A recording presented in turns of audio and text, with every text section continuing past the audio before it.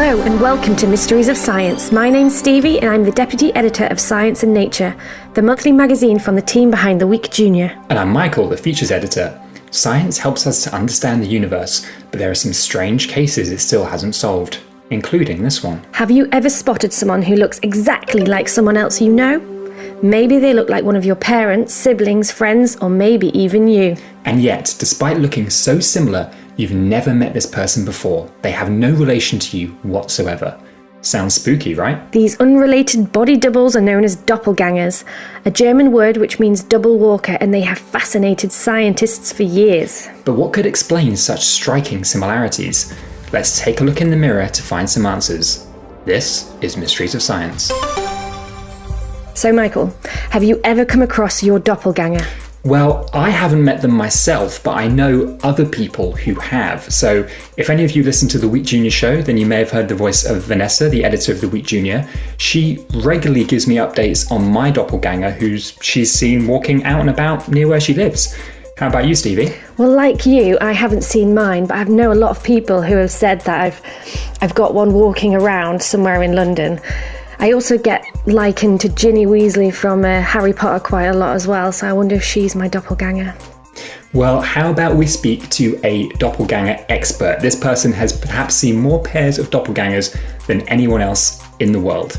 Say hello to the photographer, Francois Brunel. Hello, my name is Francois Brunel. I'm a photographer from Montreal, Canada, and I'm doing a project on lookalikes, people who look the same but are not related. Tell us more about your project, Francois. When did you start and how many lookalikes have you photographed? Yes, it's a project that I started officially about in year 2000, 23 years ago.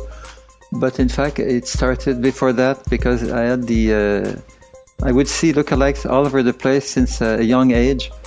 And then I was told that I looked like a certain TV character, Mr. Bean, which I did look like him at the time, but not anymore, I think, now. But these two things made me have this idea to find lookalikes, maybe perfect lookalikes, bring them together and do their photos, and since then I've photographed about 250 pairs in about 15 or 20 countries. You know, someone once compared me to Mr. Bean at school, though it was more for how I behaved than how I looked.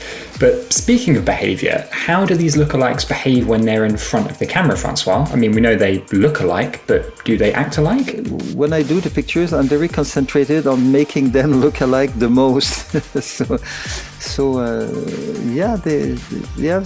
They always have something in common, but it's always a different thing, it seems. Sometimes the same number of children, the same spouse's name, the same interest for a sport, or they always, well, but every two human beings have something in common. So, but it's the way of being that they. Sometimes they come in my studio and then I say, oh, this is a perfect pair. And after an hour, I say, oh, they don't look the same. And some other people, when they come in, I say, oh, they don't look the same so much. And then at the end, I say, oh, they really look the same. I don't know why. It's the way of being. It's very, very strange. So what would you say you've learned from the project? There are many answers to that, but one of them is I photograph all kinds of people, you know, from all many different cities and from many different backgrounds. And when you meet them for the first time, you say, "Oh, yeah, we're so different, and we don't speak the same language," and things like that. But after about 10 minutes, you say, "Oh my God, it's just all the same," because people in front of the lens have all the same attitude. You know, they don't know what I'm doing. They're not sure if it's the right place. They don't know what to do, and they listen to me, and they're trying to do their best, and they just behave the same, whoever they are. You know, they can be young, old. White, yellow, black, brown, it doesn't matter. It's all the same. That's really interesting. I guess everyone tends to behave the same in front of the camera. But you know, Michael, all this talk about unrelated lookalikes has got me thinking. What about identical twins? They're people who look the same, and we know exactly why, because they're related. I wonder whether there's anything that they can tell us about doppelgangers. It's funny you should say that, Stevie, because our next guest had the exact same thought and actually worked with Francois to study it. Hello, I'm Dr. Nancy Siegel. I'm a psychology professor at California State University, Fullerton, and I specialize in developmental psychology, but I am passionate about twin studies, what they tell us about behavior, who we are, and how we became that way. I have a number of twin study projects going on that I find very exciting, very stimulating, and very informative. Hi, Nancy. So what work did you do with Francois? The reason I was interested in Francois Brunel's Doppelgangers is because of a challenge that some people have raised for twin studies. Some people believe that identical twins are alike in personality because people treat them alike based on their appearance. I always found that to be a silly argument because personality resides in the brain, not in the face. And so I assembled a group of his unrelated lookalikes, and I gave them personality questionnaires. And not only that, but another colleague who I stumbled into at a conference had given the same group a questionnaire, but a different one. So I had two measures of personality similarity. And I found that the identical twins the unrelated lookalikes were very, very different in personality, correlations of close to zero, as compared to identical twins raised apart, who are their sort of counterbalance, people raised apart who look alike but who share 100% of their genes. So I was able to refute that challenge that identical twins are not treated alike because of the way they look. They're treated alike because of the behaviors they evoke from other people. And so I regard this as a very important contribution to one of the controversies that existed in my field for some time.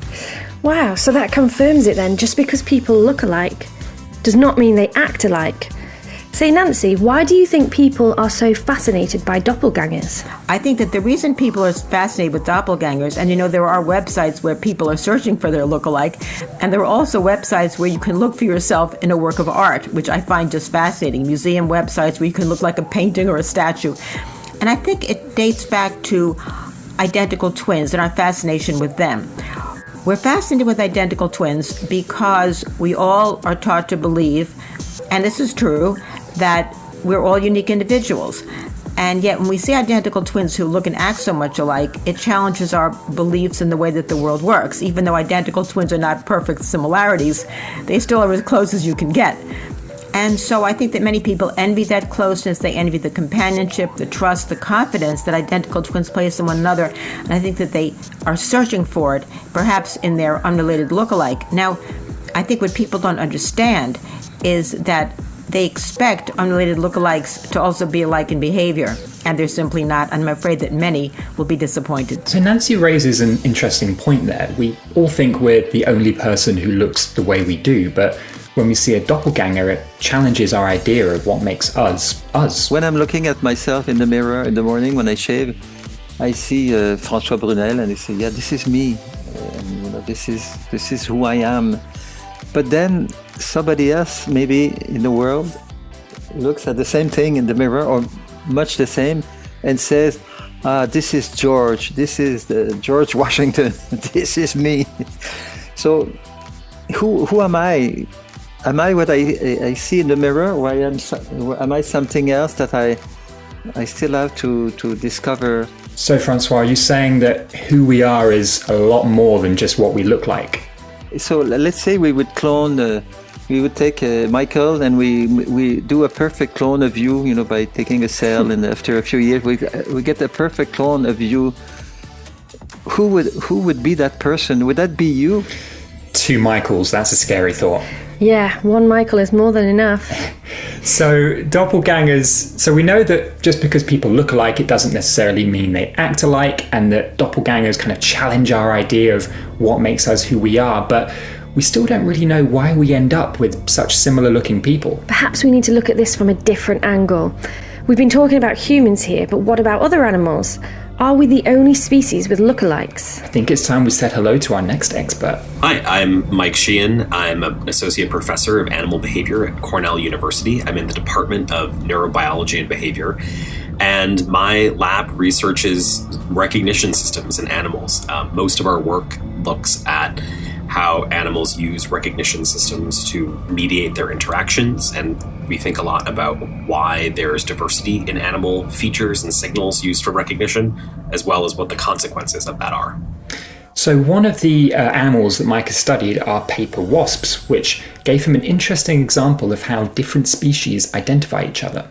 There's variation across different species about what types of traits they use to recognize individuals. And so you might be, a species could kind of be doppelgangers when it comes to faces, but it turns out these other wasps, while they don't use vision to differentiate between individuals, they can still smell the difference between individuals. And so each nest has its own smell. And so when we think about are individuals likely to be confused, they might be confused in one modality or another, but it's not necessarily the case that animals are uniformly all doppelgangers or all unique individual snowflakes. It kind of depends on what lens you're looking at it through. So just because a certain group of animals might look the same to us, that doesn't mean they all look the same to them, right? Because they're using a different trait to identify each other? Yeah, so I guess one of the things that is sort of interesting to think about, I think if we look out, I'm near a window, if I look out the window and see birds flying by, or, squirrels in the tree outside, or, something like that, oftentimes, we're quick to sort of assume that those individual species don't really recognize or all kind of look the same. But it might be for many of them that they kind of see us as all being the same because they're not paying attention to the same traits that we are. So while animal faces may look more alike than human faces, that doesn't mean they're all doppelgangers, because they're not using their faces to identify each other. And from their point of view, we might all look the same because they're not looking at faces as closely as we are. So how can we use faces to identify each other? We really care to know who we're talking to, or we will maybe behave differently around one individual versus another because those specifics of those interactions are really personal and meaningful, and we need to do different things with different people to maintain those. But that's not just about humans, actually. So this question of human facial diversity actually goes back long before humans were humans. So our close relatives, most other primates, seem to also use facial patterning and facial diversity as a way to recognize individuals within their groups. And so, this is a long-term thing that's been happening in primates for tens of millions of years. So it's important for us humans to be able to tell each other apart. After all, you might not want to behave the same way you do with your friends when you're talking with your parents. And so that's why we've evolved to have these unique, distinctive faces. But if that's the case, then why do we end up with doppelgangers? Yeah, so there's kind of two different explanations that we can think about for why doppelgangers exist. So one is sort of an eye of the beholder question or explanation for it. So if you think about who are the individuals that you're more likely to kind of confuse with someone else, and ask yourself, when was the last time you kind of saw a doppelganger for someone? It's probably not that you saw a doppelganger of your mom, right? That oftentimes I think, there are certain faces that we are very, very familiar with and, we know very well. And there's other people that we, know, but maybe haven't seen in a while or, have less familiarity with. And so it's not that we are, we're kind of just confusing. There's some face that is relatively similar to that and we're more likely to confuse them, but you're probably not confusing individuals that you know super well. Okay, so one explanation is that the more you know someone, the less likely you are to confuse them with someone else. Whereas if you don't know someone as well, then you might be more easily fooled by someone with a similar appearance. Okay, that makes sense. So what's the second explanation? The second explanation we can think about is more of kind of a deck of cards explanation. So it's true that humans have been selected to have individually distinctive faces. And so there's evidence from our morphology, it's written in our DNA. You can look at DNA sequences and look for sort of elevated levels of diversity in regions that are responsible for facial patterning. But it's also the case that there's only so much genetic diversity that exists within human populations, right? And so, clearly there's lots of genes that control our faces, but there is a strong effect of our genetics on our facial morphology, right? So we look like our families. So given that that's the case, there's only so much genetic diversity that exists. And so, you shuffle that genetic diversity a certain number of times and you end up getting people with, similar traits. So DNA is a chemical that contains the instructions for all living things. It's made up of genes which carry instructions to different parts of the body. Mike is saying to imagine this as being like a deck of cards. There's only so many genes to go around. So those sound like two plausible explanations for why we get doppelgangers, but I wonder how much there is left to discover. I think it's time to get out our old friend, the mysteryometer. So, on a scale of 0 to 100, 0 being we know nothing and 100 being we know everything, how much do we know about doppelgangers? I think there's quite a bit left to be discovered, and I would estimate that we're at about a 50% point. And I also want to add that twin studies are a very rich, very interesting and informative area. I have 9 books out on twins, actually 8. One was released yesterday, and I have one that's coming out in August, and I do touch on doppelgangers in some of them. So if people are interested, they should check my website, drnancysiegeltwins.org. Ooh, that's a tough question. Well, I guess on like the genetics side of it, I would say like it's solved. Like we kind of understand how, we don't know what all the genes are that control facial appearance. But the sort of the basic logic of how that would work is well understood. The question about sort of the perceptual component of it and how, sort of familiarity and our different contexts or sort of other things that we can do, for example, like clothing styles or, demeanors might influence and modulate our understanding of how, sort of trick us into kind of thinking the mistaking identity. I would say that is a bit more of a mystery, but maybe, something more of like, that's kind of 80% known. So that's what the experts think, but we want to hear from you. Do you have a double? To send us a voice note, just head to funkidslive.com/mysteries and hit the big red button. Your message could be played on a future episode, and we can't wait to hear from you. And don't forget that we're now on YouTube as well. All 5 seasons of Mysteries of Science are up there for you to enjoy whenever you want. Visit youtube.com/@symbol Mysteries of Science. And while you're there, why not like some of our videos and subscribe to the channel? We'll be back in 2 weeks' time for our next mystery, which is all about weird weather phenomena. From ball-shaped lightning to UFO clouds, make sure you join us. But maybe check the weather forecast first. Until then, stay curious.